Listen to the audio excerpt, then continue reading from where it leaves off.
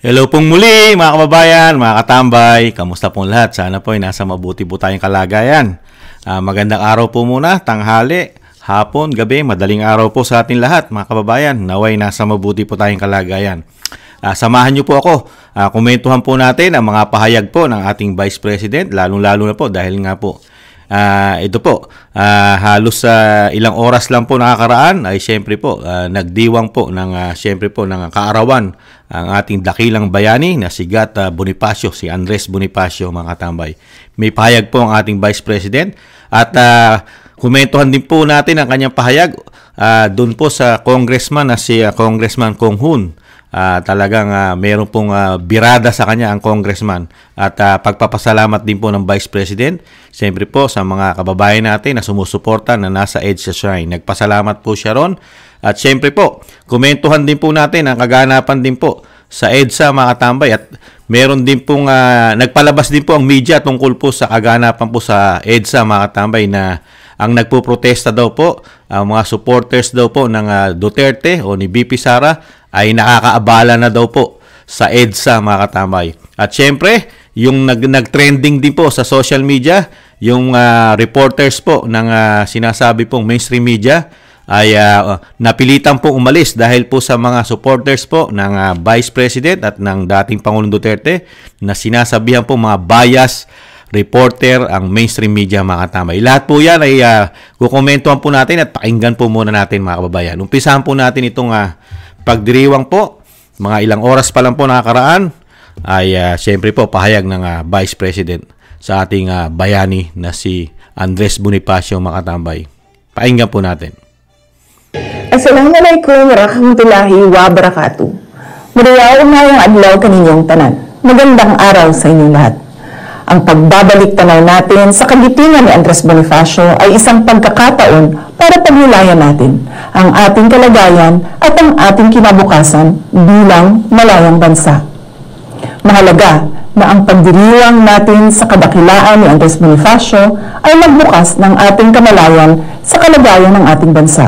Katulad na lang ng kahirapan, gutom, kawalan ng trabaho at kawalan ng mga pangunahing serbisyo para sa napakaraming mga Pilipino. Ito rin ang isa sa mga nagbigay sa atin ng inspirasyon para magsumikap at maging tapat at tunay na mamamayang Pilipino. Tiyakin sana lagi natin na manatiling buhay ang diwa ni Bonifacio sa ating mga puso. Ipalaganap natin ang mensahe ng kanyang kabayanihan sa isa't isa at sana ay maging apoy itong mag-alab para tayo ay maging mas matatag, matapang at naninindigan. Mga kababayan, ang pamana ni Bonifacio sa atin ay ang ating kalayaan.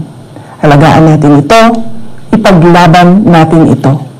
Patunayan natin na bilang mga Pilipino ay maisog tayo. Ang lahat ay para sa Diyos, sa bayan at sa bawat pamilyang Pilipino. Syukran.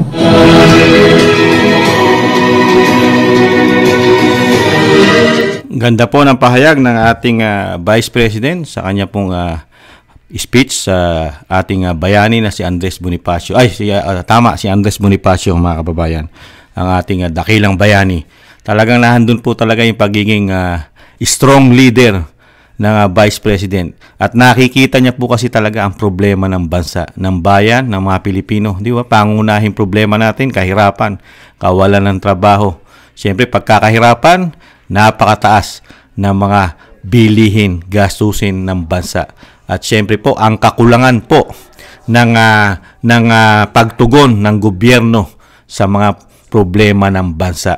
Napakaganda po. Yun po yung mga dapat gawin ng ating gobyerno. Yung sinabi po ng Vice President na talagang pangunahing pangangailangan ng taong bayan, lalo ng taxpayer, ng mga middle class. Di ba ba? Ito po, pakinggan po natin na mga katambay. Ito naman pong pahayag ng Vice President sa mga sagot po niya sa interview po at pagpapasalamat niya po siyempre po sa mga sumusuporta rin po sa kanya, lalo po yung mga nasa EDSA mga katambay. I-pass forward na po natin. Doon po natin dalhin sa interview po na may congressman na nagmamagaling. Sandali lang po, i-set up ko lang po mga kababayan. Ito po, set up ko lang. the presidency of 2022 was mine already. Ito po. Ano ko pa ng konti? And medyo kumakalma sila kung nandiyan ako. Ang worry ko lang is right now, wala na kasi kaming chief of staff. Affected din yung assistant chief of staff ng office. So ako na lang talaga yung naiwan sa opisina to do everything. And meron din mga year-end activities ang office. Meron din kami mga Thanksgiving activities. Meron kami budget utilization review dahil meron mga budget na kapag hindi nagamit nag-elapse yan by December 31, as well as yung planning for January 1 kasi bago na yung budget by January 1. And kung nakikita nyo, December na bukas, so we have just 1 month to do all those things. So yun lang naman yung problem ko. Hindi pa rin ipatay ng comment na regarding ko sa sinabi ko ni Congressman Jay Tongkungko na kung hindi lang daw ba kayo maagang mag-ambisyon mag-presidente dahil hindi daw po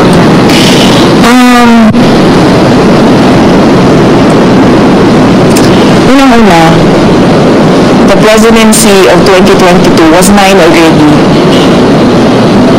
Nanalo na ako sa surveys, lahat ng tao solid na, united na for my candidacy. Pero I gave it away because I felt I had to do some other things other than being President of the Republic of the Philippines. Pangalawa, hindi ako yung nagsabi sa kanila na magbukas sila ng investigation or inquiry in aid of legislation that is more like a political persecution and harassment of OVP personnel. So, wag nila akong i-gaslight into saying na ako ang dahilan ng kaguluhan na ito. Ang kaguluhan na ito ay nagsimula sa sa terrorism nila, sa harassment nila, sa threats nila, sa mga personnel ng Office of the Vice President. Ang clarification na po, nag-resign po ba siya sa hindi pa siya nag-resign, pero nagsabi siya na mag-i-indefinite leave na siya. So, once na cleared siya dito, she will file an indefinite leave from the Office of the Vice President. Ang sabi ng Presidente, never say never kung mag-reconcile kayong dalawa. I will not comment on the remarks of President Marcos sa ngayon. Thank you. Yes, oo. Well, nagpapasalamat din kami sa mga supporters namin sa EDSA Shrine. And syempre yung iba pa na kahit hindi namin supporters ay nagpapalabas ng kanilang saloobin sa mga nangyayari ngayon. Dahil nagbabantay din sila sa mga pasyente natin dito sa Veterans Hospital. And nagpapasalamat din kami sa mga tao na nasa labas ng Veterans Hospital na nagbantay din sa mga pasyente. Malaking tulong yun sa akin, yung media, yung mga tao na nagbabantay. Si Senator Bato de la Rosa na hindi talaga niya iniwanan yung mga pasyente. Si Senator Bongo na nag-substitute sa akin dito.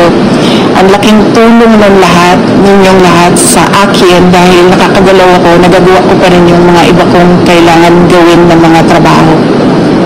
Thank you. Ma'am, nag-usap na po ba kayo ni Claire Arguelling?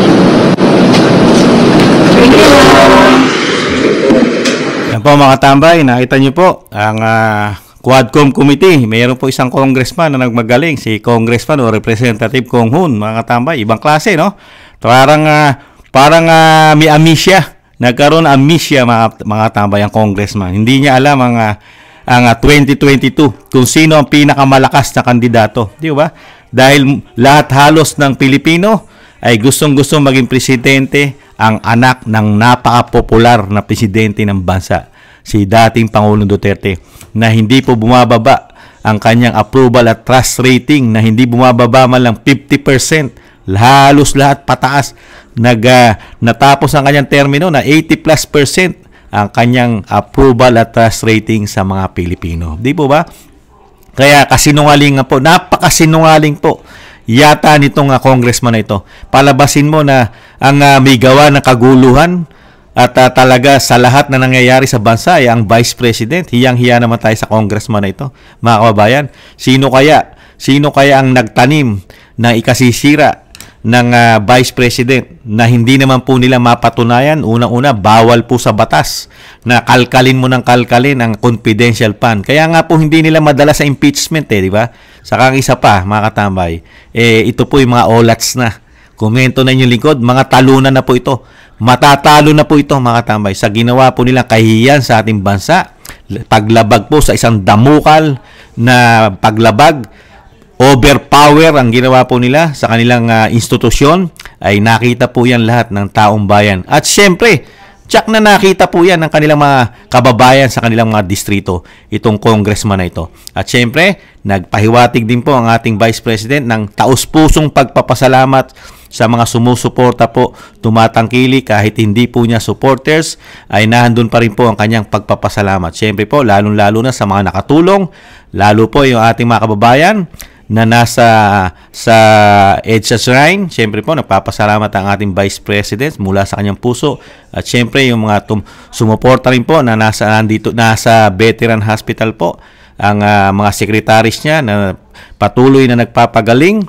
At siyempre po, meron din konting agam-agam ang Vice President dahil nga po, ang kanyang opisina, ang Office of the Vice President, ay siyempre po, nagigipit po, lalo po sa kanilang trabaho. Dahil nga po, marami pa silang dapat gawin dahil po matatapos na ang taon. Kailangan po nilang tapusin ang kanilang mga trabaho. Pero sa kabila noon, kakayanin naman po ng Vice President yon, mga katambay. Kaya lang, nakakalungkot lang, merong isang congressman, nakala mo natutulog, parang nagkaroon ng amnesia agad na yung sobrang lakas ng Vice President, mga katambay, at sasabihin mo, parang nagmamadali, hiyang-hiya naman kami sa iyo. At parang ang Vice President pa ang may gawa ng kaguluhan ng bansa. Samantalang nahandyan mismo sa institusyon nyo, ang bali-balita mismo sa Vice President, siya mismo nagsabi na may gusto diyan maging Presidente at Prime Minister, mga katambay, dyan sa institusyon nila ni Congressman Kung Hun, mga katambay. Ito po, pakinggan naman po natin ang nangyari po sa kanina po na sa EDSA po, ang mga kaparian po yata ang nagsumbong sa kapulisan, mga katambay, ang mga kaparian, ang pari po na nagmimisa yata doon sa EDSA Shrine, mga katambay. Siya po ang nag-report yata at nagpadala ng maraming pulis dito po sa ginaganap po na mga kababayan natin na sumusuporta po sa mga Duterte at kay Vice President, syempre po. Pakinggan po natin ang balita. Samantala, nakakaabala na raw ang mga Duterte supporter sa misa sa EDSA Shrine, kaya nagpasaklolo na ang pamunuan ng simbahan sa mga pulis. At live mula sa EDSA Shrine, nasa frontline ng balitang yan, si Rainiel Pawid. Rainiel, kamusta na ang sitwasyon dyan? Andre, alas 10 nga kaninang umaga ay pansamantalang itinigil yung programa ng mga taga-suporta ni Vice President Sara Duterte dito sa likod mismo ng EDSA Shrine. At kasabay nga niyan yung pagdatignin at pagbarikada ng higit 5 truck ng pulisya. Pero alas 4 ng hapon ay balik na nga yung kanilang programa na sinimulan sa isang prayer vigil. Ito ang sitwasyon ngayong Sabado sa EDSA Shrine. Kaunti na lang ang mga taga-suporta ni Vice President Sara Duterte. Matatandaang walang tigil ang kanilang protesta mula umaga hanggang gabi nitong nakalipas na araw. Ilan sa mga dumadaing ang Archdiocesan Shrine of Mary, Queen of Peace. Halos oras-oras ang misa namin dito. Kung meron dyan na nagva-vlog, nagsisigawan, may mga speeches, nag-i-interfere yan sa ginagawa namin sa loob. Dinawawala din yung sacredness, yung sanctity ng aming pangapagdiriwang. Pag-amin ni Father Jerome Ceciliano, I wrote the PNP sa Quezon City Police District, sabi ko to take action because even as we recognize their rights, they should also, and you should also recognize our own rights. Pero kahit pa may mga pulis na sa kanilang pwesto, wala pa ring alisan ang mga natirang Duterte supporter. Sa videong ibinigay sa News 5, sinisinilang ingay sa babaeng nakapula na bigla na lang umanong nagwala habang may misa. Siguro napag-utusan yun na manggulo para kami ano na naman sa social media na may ganitong gulo para kami mapaalis. Na hindi po. Git naman ng isa pang Duterte supporter na si Jeffrey, hindi sila binayaran o hinakot. Ayan. Sa tuloy po na, saka wala po kayong bayad dito. Wala po kayong bayad talaga po kami dito. Ha? Ay, kaya na po yan sabihin ko sino. May ibinarikadang truck na rin dito ang Philippine National Police, pero hindi nila sinabi kung saan nila ito gagamitin. Andre, ngayong ikalamang araw nga ng pananatili ng mga Duterte supporter dito sa likod ng EDSA Shrine, ay mariin pa rin nilang sinabi sa atin na hindi sila babaklas dito sa may EDSA Shrine hanggat hindi nga napapababa sa pwesto ang nasa administrasyon kung hindi si President Marcos Jr. At sa susunod nga ng mga Yan mga tambay, nakita nyo po ang mainstream media. Sinabi po, kakaunti na raw po. May katotohanan po ba? Nakakaunti na po ang supporters po ng Vice President ayon po sa mainstream media sa balita mga katambay. Kakaunti na raw po.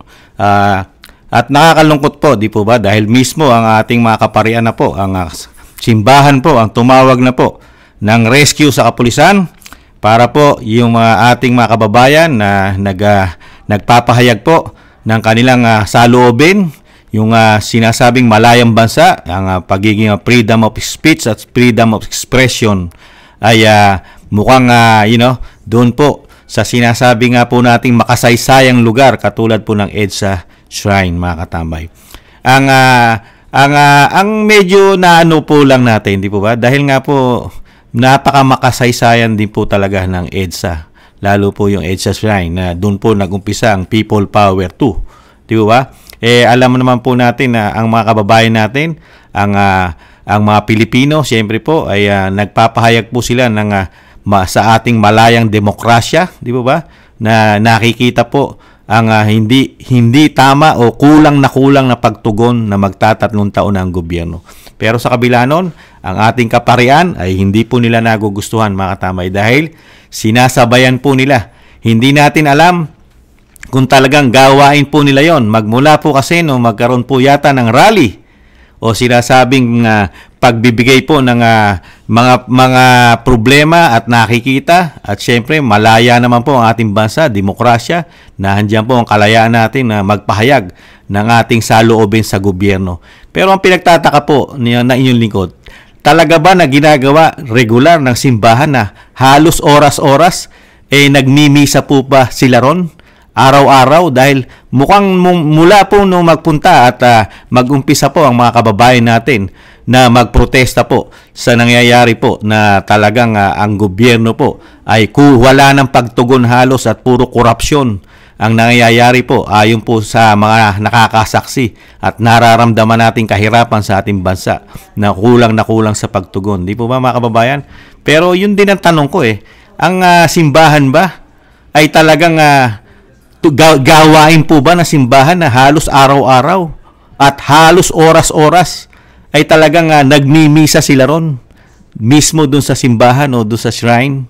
Nagtatanong lang po inyong likod. O itinapat lang nila dahil nga meron po kasing rally na nagaganap ang suporta, ang taga-suporta po ng mga Duterte ni BP Sara, siyempre po ang mga maisog. Di ba? Nagtatanong lang po ako.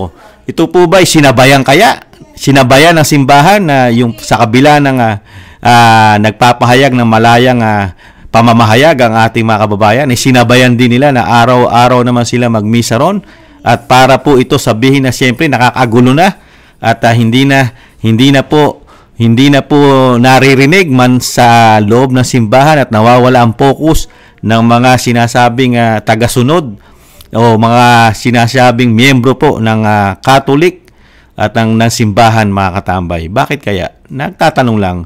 Ito po ba ay nagkataon lang? O talagang sinasadya kaya? Nagtatanong lang po inyong lingkod. Bakit biglang dumami? At ngayon po, napakarami na pong pulis doon. At syempre po, naglagay na po sila ng mga harang-harang doon. at nakabantay na po ang kapulisan dahil po ang simbahan mismo ang humingi ng proteksyon para po sinasabing nakakaabala na raw po ang mga supporters ng Duterte, mga katambay, lalo ng Vice President. Hindi naman po lahat ng kaparian ay katulad po ng paniniwala po ni nung father nung nasa balita yung pare. Hindi naman po lahat ang paniniwala po ay pare-parehas. Meron din pong nakakakita ng problema ng bayan ng mga kaparian. Hindi naman po lahat ay bulag, pipi at bingi sa mga pare, mga katambay. Ito naman po, tingnan naman po natin yung nag-viral po na nag-attempt po ang media. Ito lang po, mga ilang oras lang po nakakaraan, mga katambay. Talagang ang mga supporters po ng ating Vice President at syempre po ng Duterte ay talagang naglabas po ng sama ng loob sa mainstream media, lalo po sa Channel 7. Ang sinasabi po ng ating mga kababayan ay napaka-bias daw po ng mainstream media, lalo nitong Channel 7, mga katambay. Kaya po ang ating mga taga-supporters, ang mga supporters po na sumusuporta sa mga Duterte ay talagang itinaboy na nila, mga katambay, ang sasakyan nitong reporter at hindi na halos nakababa ng sasakyan, mga katambay. Panoorin po natin sandali ang kaganapan.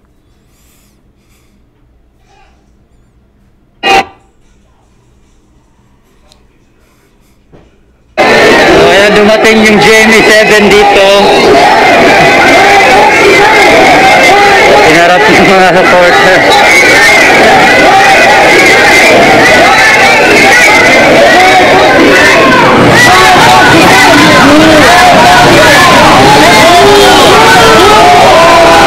Ayun, nagpuna sila.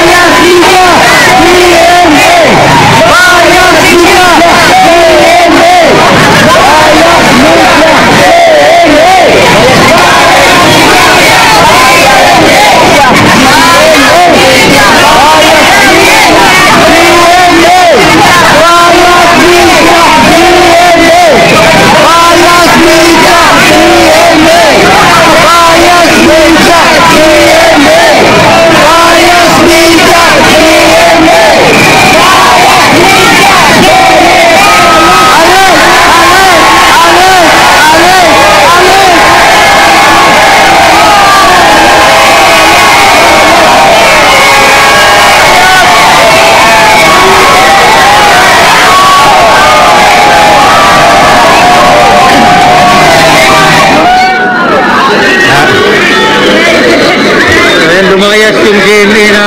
Ayan po, mga tambay, napalayas po ang GMA 7, ang reporter, at hindi na halos nakababa, mga tambay, ng sasakyan ang reporter, siyempre po pati ang cameraman, mga tambay.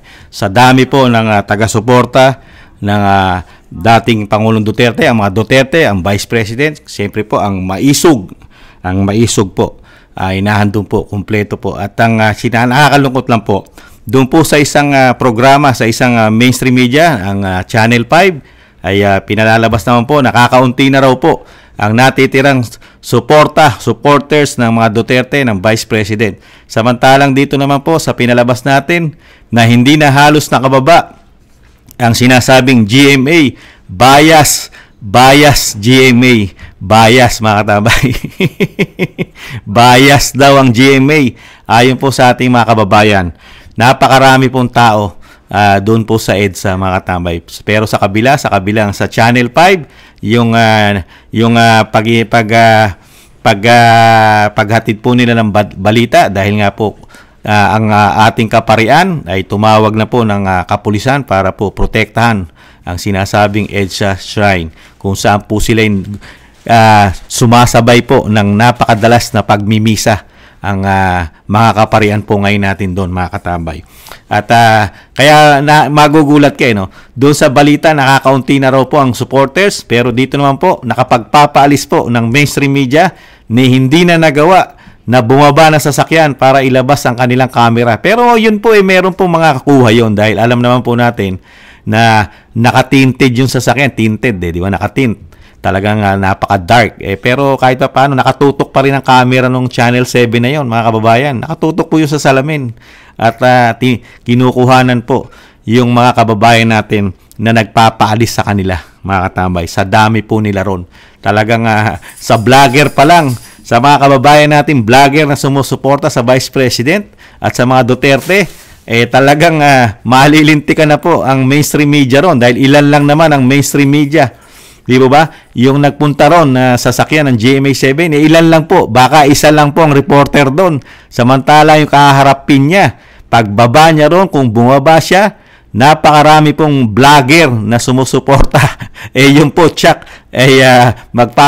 talagang baka sila itulak-tulak pa ron at hindi makapagpahayag ng kanilang balita dahil nga sa galit at sinasabi ng ating mga kabayan na ang GMA7 ay bias na istasyon. Bias GMA. Layas. Bias GMA. Layas. Kaya sabi mga kababayan natin di ba? Kaya napakalaki po ng diferensya mga tambay. Ang mainstream media nagpapahayag na kakaunti na ang taga-suporta sa EDSA ng Duterte, ng Vice President. Pero pag naman po nag-upload ang ating mga kababayan na sumusuporta sa Vice President ay napakarami naman po tao. Kaya sino po ang paniniwala ng Pilipino? Yung sinasabi ng mainstream media o yung ina-upload sa social media na actual na nahandun po ang ating kababayang sumusuporta? Di ba? Ito po, ibalik po natin sa napakagandang pahayag ng ating Vice President. Di ba? Nakita po natin pahayag niya talagang tagos sa puso. At talagang nahandun po yung pagmamahal sa bayan at nakikita at nararamdaman ng Vice President ang paghihirap po at kakulangan at problemang napakarami ng ating bansa. Pero sa kabila nun, gustuhin man niya na mabago at tugunan ang mga nakikita niyang paghihirap at pagkukulang at napakahirap tugunan ng ating gobyerno ngayon. Hindi natin malaman kung anong klase, kung paano sila tumugon sa problema na sinasabi at pinapahayag ng ating Vice President. Dahil mismo, laging sinasabi ng ating Vice President, di ba, na ang problema ng bansa ay na inuulit-ulit niya kahirapan, kawalan ng trabaho, di ba?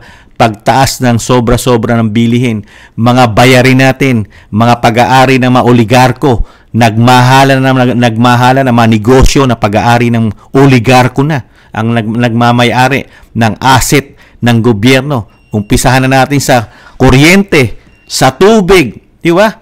Lahat po halos, pati karsada, ang dinadaanan natin, oligarko na may-ari, napakatataas na po, di ba?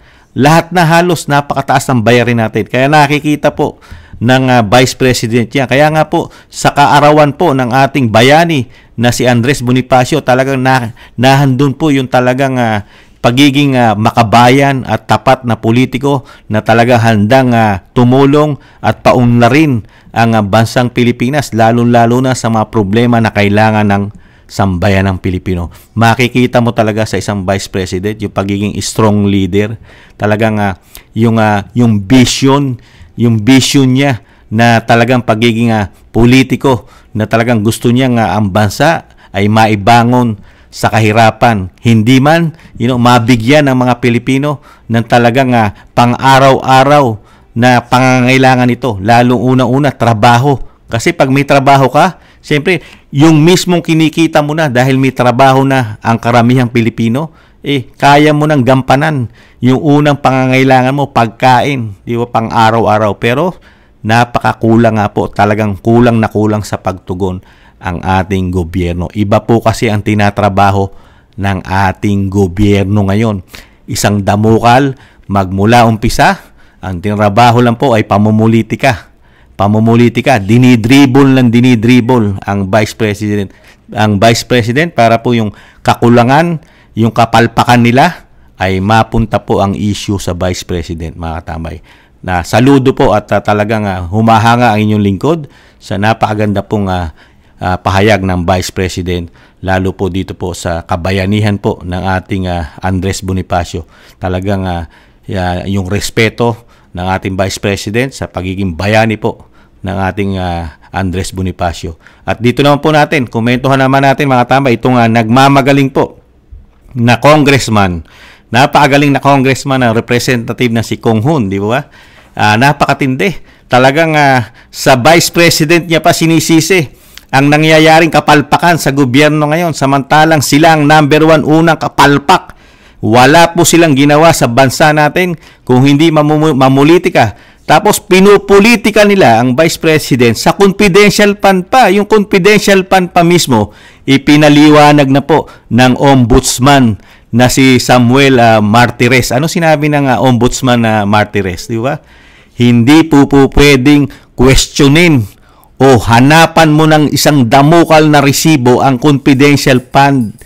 Di ba? Dahil nga confidential fund, marami kang lalabagin dyan at napakahirap gumawa ng resibo nito.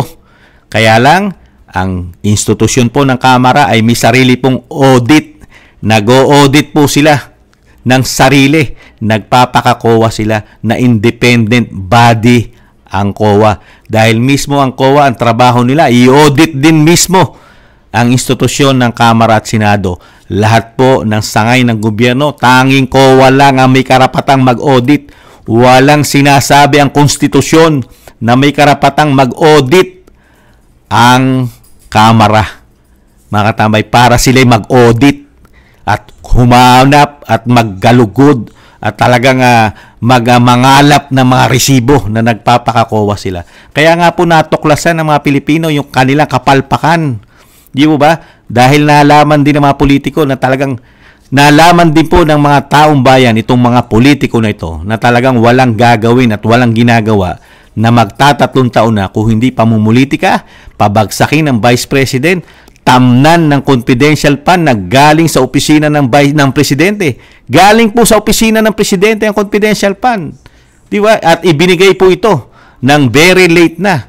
Pero ano sagot ng Vice President? Dahil napakahusay niyang gumamit at naka-detalye na at alam niya na kung paano niya gagastusin ang confidential fund na binigay sa kanya. At ito'y nagamit naman ng tama. Walang question ng COA. Pero dahil nga sa gusto nilang siraan, ipolitika ang Vice President, nag-audit sila ng sarili. Gumawa sila ng sarili nilang audit at pinangunahan nila ang COA na ito po ay may sariling institusyon. Independent po ito. Hindi po ito pwedeng kontrolin ng institusyon ng Kamara. Hindi nila pwedeng kontrolin ito. Katulad po ng Ombudsman, Sandigang Bayan at lalo-lalo ng Korte Suprema.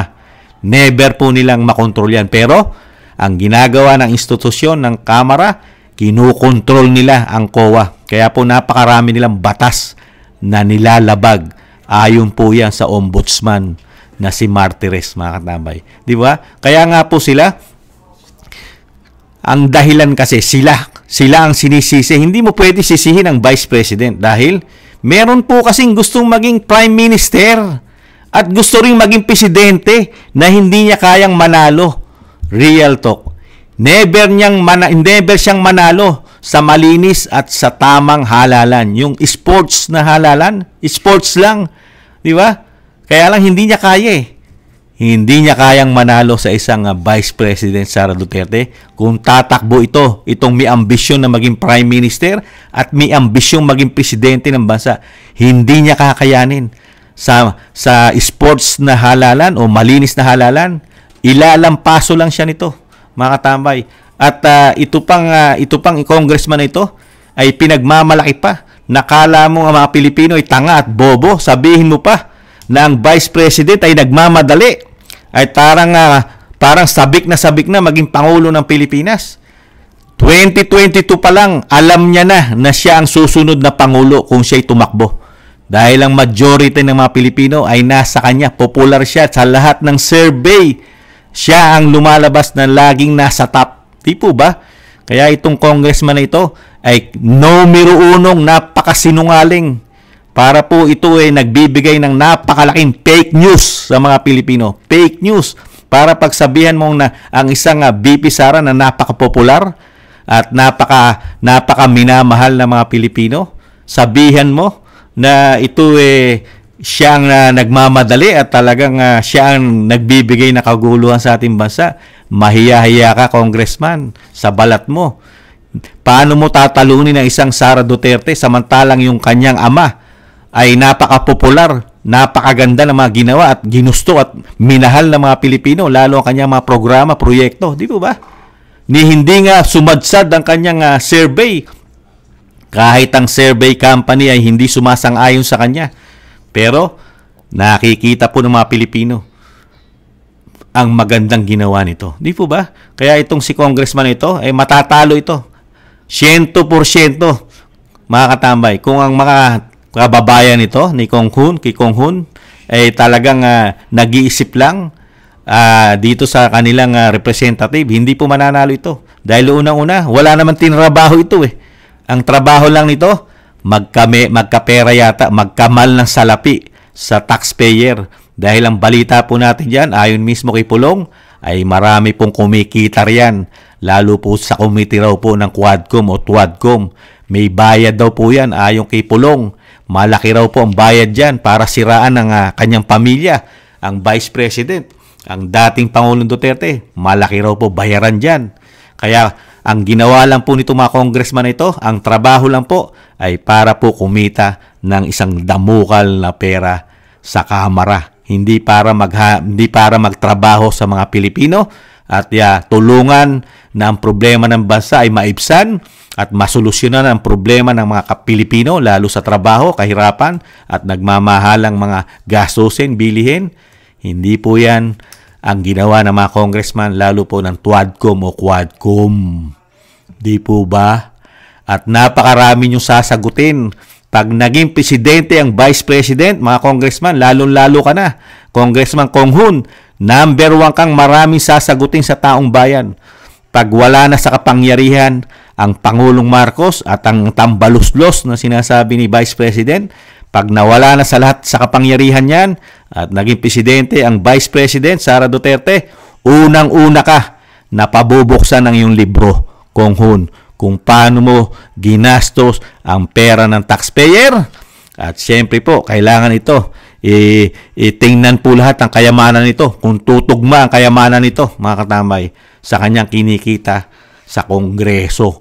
Lahat po yan dapat buksan, lalo po ang speaker, ang saldiko, at lahat halos ng congressman. Pati po si Pulong, kasama yan si Pulong, lahat po, walang exempted yan.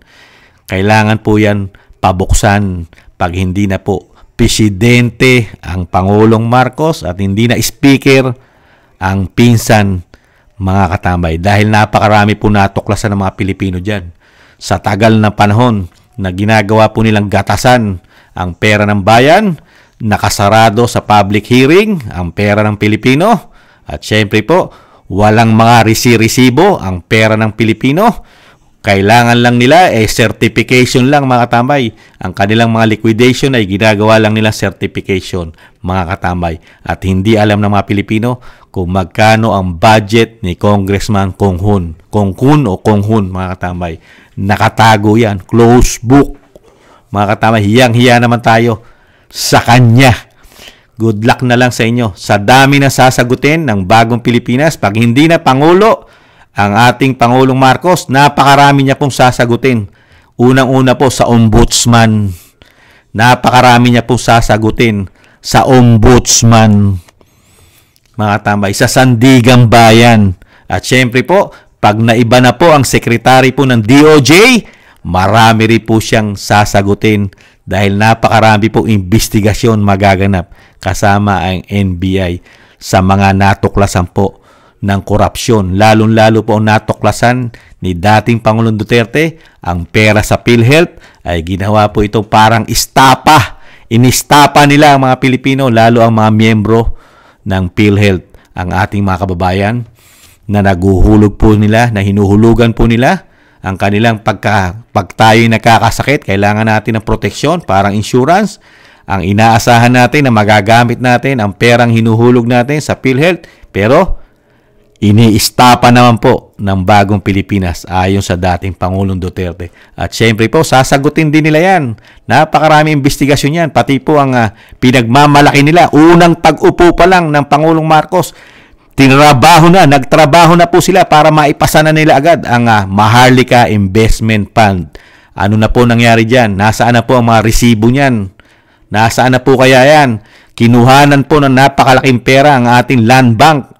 Ang land bank po, doon po, pera po ng Pilipino ang ininvest po dyan. At syempre po, yung napaka-legacy, yung legacy po na proyekto ng Pangulong Marcos, legacy niya yon.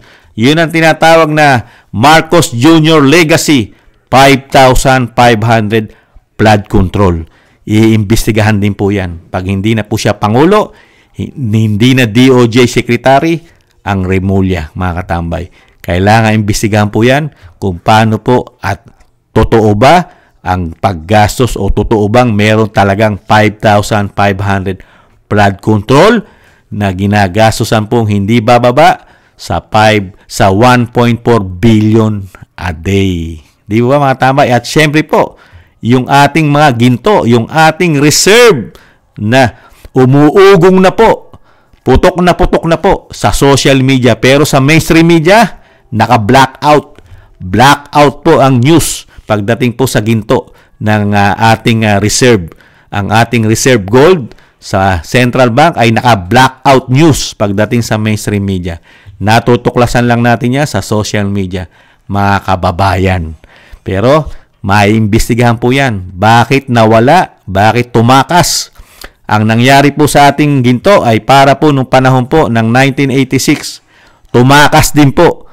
At parang sa ibang bansa po rin nagpunta. Hindi po yata sa Hawaii, mga kababayan. Tinakasan lang tayo. Parang nung panahon ng 1986 na ang pamilya Marcos ay nagpunta sa Hawaii. Yung ating ginto, parang ganun din po ang nangyari. Tinakasan din po ang Pilipinas at ang Central Bank. Yan po ay kailangan imbestigahan. Good luck na lang sa iyo, Congressman Kong Hoon. Dahil sana maimbestigahan ka, kauna-unahan ka sa iyong mga tinatagong libro. Naka-close ang libro mo. Lahat kayo, nakasarado ang libro nyo. Baka nga wala kayong libro eh. Baka wala kayong libro. Kaya walang bubuksan sa inyo. Pero malalaman ng ombudsman yan, mga tambay. Iimbestigahan nila yan. Lalo ang COA. Kasama ang COA, ombudsman, DOJ, NBI, pag iba na ang Pangulo, pag si Vice President Sara Duterte. Maraming magtatagong politiko, mga tambay. Baka maraming magbakasyon dahil may maraming magma-migrate sa ibang bansa kasi may mga bahay daw yan eh. Sabi ni VP Sara, ang mga politiko, yung mga politiko na korap, ang unang ini-invest ay pamamahay nila sa ibang bansa. Kaya yung mga korap, paghahabuli na ng gobyerno, syempre, magma-migrate sila ng 6 hanggang 7 taon, mga katambay, sa ibang bansa dahil marami silang bahay. Syempre, ganun din po ang Pangulong Marcos. Napakaraming bahay po niyan sa buong mundo. Napakarami po nilang pag-aari. Ganun din po ang Speaker Romualdez. Napakarami po pag-aari yan. Meron din po mga bahay sa ibang bansa yan. Pati po ang Senate President, umuugong, may bahay din po sa ibang bansa yan. At ang mga congressman, mga tambay, mga senador. Di ba ba? Bukod tangi lang po ang mga Duterte na ang tanging bahay lang nila, ang tangi lang po nilang tahanan maituturing ay nasa probinsya, ang Mindanao, mga katambay. Di po ba? Kaya kahit po i-research po natin, wala po silang mga ari-arian na ipagmamalaki katulad po ng mga politiko, mga crooks, di ba? Mga sinasabing mga corrupt na politiko. Hindi po ganyan ang mga Duterte. Wala tayong mariresearch o makikitang mga napakaganda nilang mansyon, isang damokal na mansyon, pag-aari, mga katambay. Nakakagulat po. At napakaganda rin po ang pangyayari dahil natuklasan po ng Vice President. Kung siya po ay magiging presidente, at least natuklasan niya ang kabulukan. Di ba? Nakita niya ang kabulukan ng gobyerno, lalong-lalo na ang napakatagal na panahong institusyon na talagang pinagsasamantalahan ang pera ng bayan, itong institusyon ng Kamara at Senado, na 2 tao lang kumukontrol daw, ayon sa Vice President. Natuklasan niya lahat ang anomalya, lalo sa institusyon ng Senado at Kamara. Kaya pag upo niya, alam na niya na ang gagawin dito. Alam na niya na ang gagawin pag siya ay naging presidente. Kaya nga po, pinipilit nilang hindi maging presidente. Ginagamit nila ang puwersa, pati yata ang pera ng gobyerno ay ginagamit nilang asset para po siraan ng hindi maging presidente ang BP Sara. Kasi pag naging presidente rito, pag naging presidente po kasi ito, lahat po sila ay malilintikan dahil marami po silang mga sikreto, lalo sa kaperahan nang galing sa taxpayer. Kaya ginagawa nila, hindi ba napansin? Sama-sama lahat. Sama-sama lahat eh. Media, mga kaliwang grupo, di ba? Gobyerno, mga ahensya ng gobyerno. Di ba? Pati po ang institusyon ng Kamara at Senado, mga ilan-ilan. Hindi naman po lahat. Hindi naman lahat ay nakuha nilang senador at congressman. Pero yung pera, di ba? Di umano yung pera, gamit na gamit. Para po doon sa sinasabing demolition. Di ba? Para sa mga Duterte. At napakaraming detractors sa social media. Di ba? Gamit na gamit. Umuugong, nagkakabayaran. May GCash, may Isimada, at marami pang iba, mga katambay. Muli po si Katambay Manong, ay sama po natin sa dasal ang ingatan at pag-iingat po sa mga politikong may paninindigan, pagmamahal sa bayan. Mga katambay, maraming salamat po sa mga nagusto po ng ating Maliit na Tambayang Makabayan sa YouTube at TikTok. At ganoon din po sa mga nagko-comment, like, share, and subscribe. Maraming salamat po mga katambay. Naway maingatan po tayo lahat. Paalam, sa muli. Bye-bye.